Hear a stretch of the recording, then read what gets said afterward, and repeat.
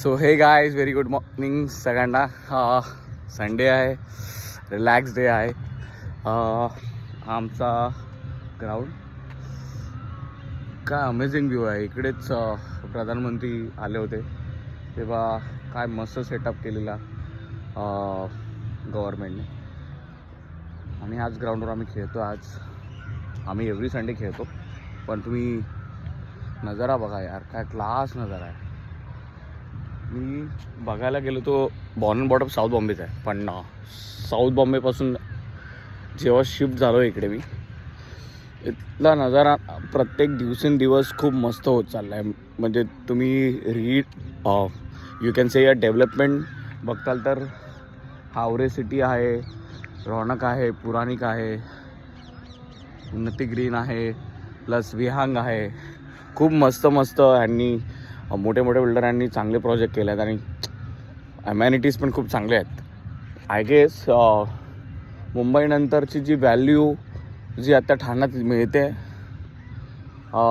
ते बेसिकली चांगल्या सरकारमुळेच मिळते. आणि जे चांगले डेव्हलपर येऊन यांनी चांगलं डेव्हलपमेंट केलेलं आहे. मी खरंच मी खुश नसीब आहे की मी इकडे घर घेतलं आणि मला हे घर मिळाल्यानंतर हे असं सगळं व्ह्यूज बघायला मिळेल. चांगली लोकं आहेत इकडे आणि वेल एज्युकेटेड, वेल सेटल्ड आहेत. पण सर्वात जास्त खास नजारा हा जो ना डोंगर आमच्या इकडे ना, ह्या साईडला ना पावसाळ्यात तर वॉटरफॉलला मजा येते.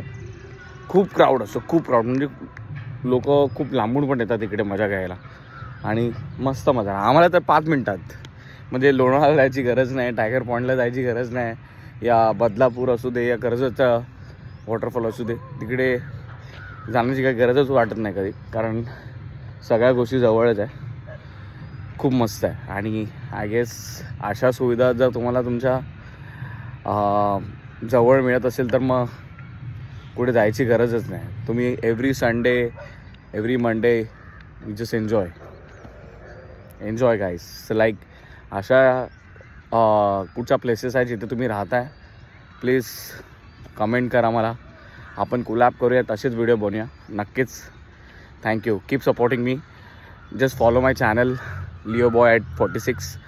सो खूप लोक मला विचारतात पण तू असं काय चॅनल ठेवलं आहे. सो माझी साईन लिओ आहे आणि 46चा मी खूप मोठा फॅन आहे. आता खूप महिने झाले, खूप वर्ष होत आले मी पहिल्यासारखं राईड करत नाही. जेव्हापासून R3चं इंजिनचं काम केलं होतं आणि R3चं इंजिनचं काम केल्यानंतर मला कधी असं वाटलं नाही की मी राईडला जाईल. थोडंसं काही पर्सनल डेव्हलपमेंट पण होतं, त्यामुळे मी करत नव्हतो आणि खूप रिस्पॉन्सिबिलिटीज होत्या माझ्यासोबत.